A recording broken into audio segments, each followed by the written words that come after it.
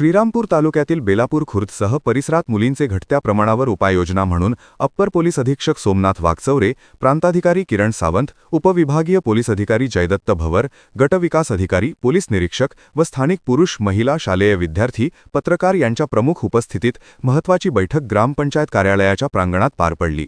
बेलापूर खुर्दसह श्रीरामपूर तालुक्यातील 11 गावांमध्ये मुलींचे घटते प्रमाण हे स्थानिक समाजात चिंता वाढवत आहे। अवैध गर्भपात या कारणांमुळे हे घडत असल्याचे सांगितले जात आहे। शहरासह ग्रामीण भागातही मुलींचे जन्माचे प्रमाण कमी होण्याचा कल दिसून येतो। हे देशव्यापी चिंतेचे संकेत आहेत। या घटत्या ट्रेंडचे मुख्य कारणे हे लिंग आधारित गर्भपात आहे। काही भागात अजूनही गर्भधारणेपूर्वी लैंगिक तपासणी व अनैतिक गर्भपात केले जातात। यामुळे मुलींचे जन्माचे प्रमाण कमी होत आहे। समाजातील लिंग भेदभाव म्हणजेच मुलाला प्राधान्य देणे व मुलीला आर्थिक बोझ समजले जाते। यामुळे जागतिक स्तरावरही जन्मप्रमाणातील असंतुलन दिसत आहे। जिथे PNDT ॲक्ट सारख्या कायद्यांची नीट अंमलबजावणी होत नाही, तिथे मुलींचे जन्माचे प्रमाण कमी होणे अधिक दिसते। सदर लिंगानुपात असंतुलनामुळे भविष्यात विवाहासाठी मुलींची उपलब्धता कमी होणे, समाजात लैंगिक तणाव वाढणे आणि महिलांच्या आर्थिक सामाजिक स्थितीत परिणाम होऊ शकतो। बेटी बचाओ बेटी पढाओ हा नारा देखील कागदावरच दिसत आहे। भारतात आणि खास करून महाराष्ट्राच्या काही भागात मुलींचे जन्माचे प्रमाण घटत चालले आहे आणि यामुळे समाज, कुटुंब संस्था व शासनाला गंभीरपणे विचार करावा लागणार आहे।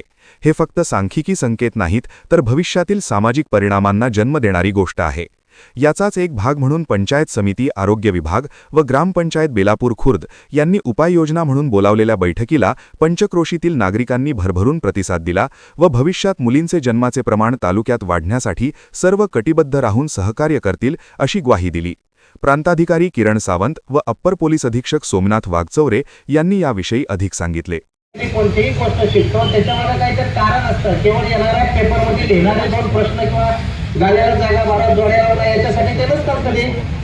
कोणत्याही 1000 पुरुषांच्या मागे 950 स्त्रियांचं प्रमाण असणं गरजेचं आहे, बरोबर की नाही?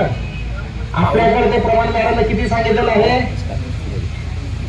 450 म्हणा, 450 पावणे 500, म्हणजे कितीला फरक आहे? 50% फरक आहे। 50% अख्ख्या गावात लाजिरवाणी गोष्ट आहे। फक्त आपलीच नाहीये, आपल्या तालुक्यामध्ये असे 10-15 गाव आहेत। याच्यामध्ये विचार करणं ही अतिशय गरजेची गोष्ट आहे आणि याच्यामध्ये शिंदे मॅडमने सांगितलेलं आहे पुरुषांचा महत्त्वाचा रोल आहे, यामध्ये महिलांचा अतिशय महत्त्वाचा रोल आहे।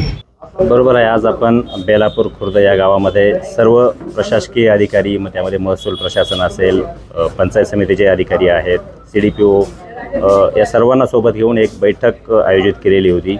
त्या बैठकीमध्ये बेलापूरमधील बहुसंख्य नागरिक, महिला, शाळा कॉलेजला जाणारे विद्यार्थी विद्यार्थिनी यांना देखील आपण बोलावलेलं होतं। सर्व बचत गटाच्या महिलांना देखील बोलावलेलं होतं। त्यामध्ये आपण एक सामाजिक उपक्रम किंवा ज्याला आपण कम्युनिटी पोलिसिंग म्हणतो, त्या दृष्टीनं पोलीस आणि महसूल विभागाने स्वतः पुढाकार घेऊन हा कार्यक्रम आपण आयोजित केला होता आणि त्यामागे उद्देश असा होता की आपल्याकडे जे लिंग गुणोत्तर आहे ते लिंग गुणोत्तर बेलापूर खुर्द या गावामध्ये काही अंशी कमी आहे असं निदर्शनास आलेलं होतं। जे काही पंचायत समितीकडनं किंवा महिला बालविकासकडनं जी काही माहिती आमच्याकडे मिळाली होती त्या माहितीनुसार ते लिंग गुणोत्तर 477 आहे आणि सरासरीपेक्षा खूप कमी आहे असं दिसून आलं होतं आणि त्यामुळे आपण एक जागृती किंवा सामाजिक जागृती व्हावी, नागरिकांना देखील यामधील सामाजिक जागृतीबरोबरच जे काही कायदेशीर तरतुदी आहे त्याची माहिती मिळावी, सामाजिक जबाबदारीची माहिती जाणीव व्हावी, या दृष्टीनं हा कार्यक्रम आपण घेतलेला आहे।